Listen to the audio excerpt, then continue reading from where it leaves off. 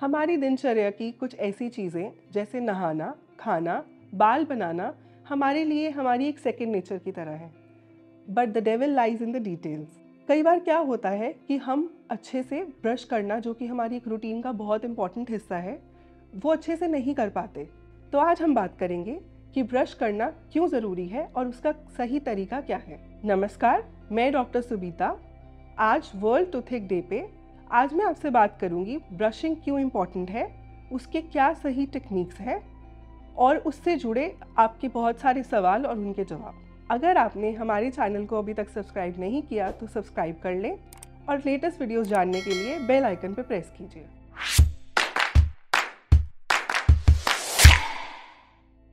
सबसे पहले हम बात करेंगे हमें अपने टीथ को क्लीन करना क्यों ज़रूरी है।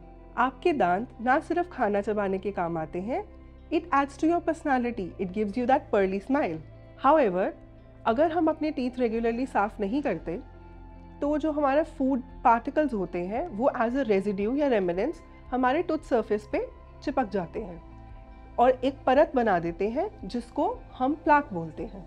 ये जो एक फिल्म या परत बनती है प्लाक, अगर इसको भी हम रेगुलरली क्लीन नहीं करेंगे तो it calcifies and turns into calculus. इस कैल्कुलस में बैक्टीरिया ग्रो करते हैं and with time they release acids.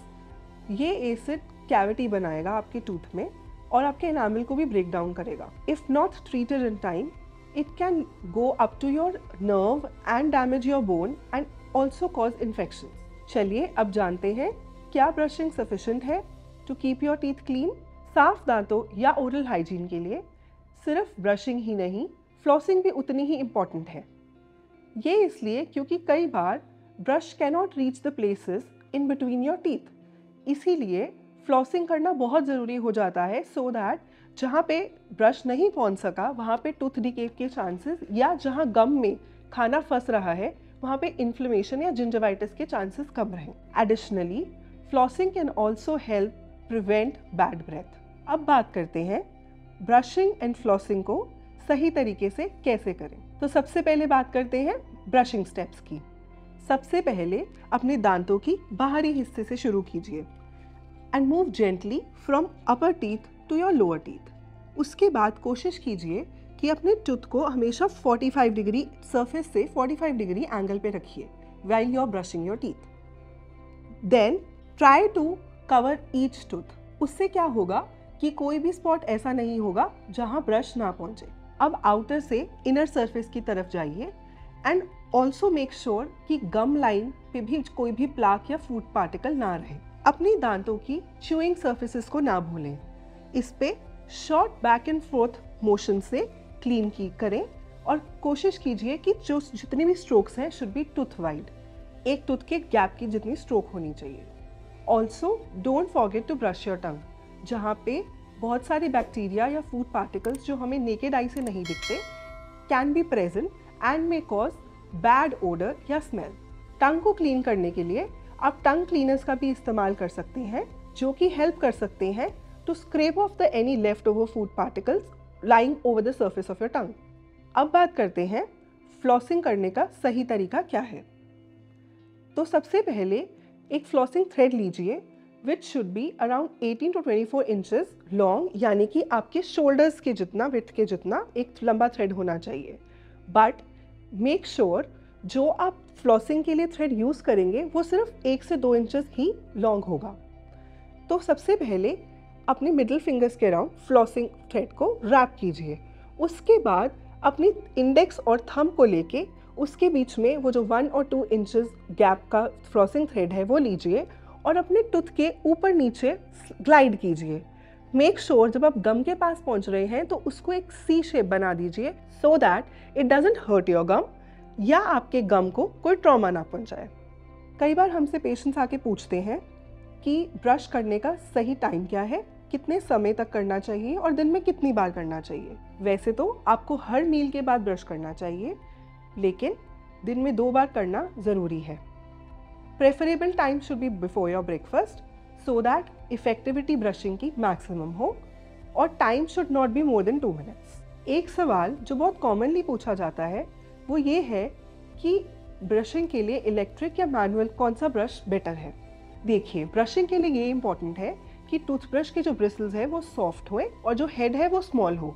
It doesn't really matter कि वो इलेक्ट्रिक है या मैनुअल है, it totally depends on your preference. एक और सवाल जो बहुत सुनने में आता है वो ये है कि how often should I change my toothbrush. इसका सही आंसर ये है कि वैसे तो आपको हर 3 से 4 महीने में टूथब्रश चेंज करना चाहिए, बट अगर आपको लग रहा है कि जो ब्रिसल्स हैं वो फ्रे हो रहे हैं, ख़राब हो रहे हैं, तो it is advise to change it more sooner. तो एक सवाल ये भी है कि पहले हम फ्लॉसिंग करें या पहले हम टूथब्रश यूज़ करें। It is better to floss before you brush your teeth. ये इसीलिए क्योंकि flossing can remove the interdental plaque. जो प्लाक आपके दांतों में इकट्ठा हुआ था वो फ्लॉसिंग से रिमूव होगा, फॉलोड बाय कि आप एक वो टूथपेस्ट यूज़ करें जो कि फ्लोराइड रिच है, जिससे कि दांतों पे फ्लोराइड की रिटेंशन भी बढ़ेगी and hence it will be more effective. इसीलिए पहले फ्लॉस यूज़ करें और फिर ब्रश यूज़ करें। अगला सवाल ये है, can you over brush your teeth. It is possible to over brush your teeth, though it is recommended not to, because over brushing से आप अपने टूथ सर्फेस पे वियर और टीयर करने के चांसेस बढ़ा देते हैं। उसको हम टूथ अब्रेजन भी बोलते हैं। इससे आपके टूथ के सर्फेस और भी सेंसिटाइज हो सकते हैं, सेंसिटिविटी बढ़ सकती है और आपके गम्स भी और रिसीड कर सकते हैं। एक ये भी सवाल पूछा जाता है कि कौन सा टूथपेस्ट यूज़ करें।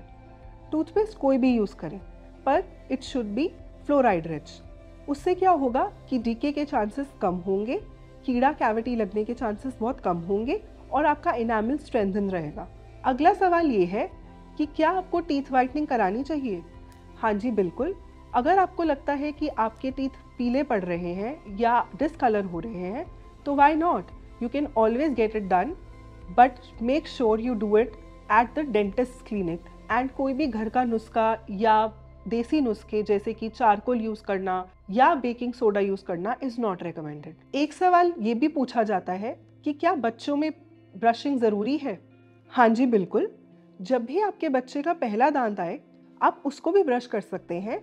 आप एक सॉफ्ट क्लॉथ या एक जो फिंगर ब्रश होता है वो यूज़ करके उसमें राइस ग्रेन साइज़ का, यानी कि एक चावल के साइज़ की टूथपेस्ट लेके ब्रशिंग शुरू कर सकते हैं। तो आज इस वीडियो में आपने जाना कि ब्रशिंग और फ्लॉसिंग को सही से करने का क्या तरीका है।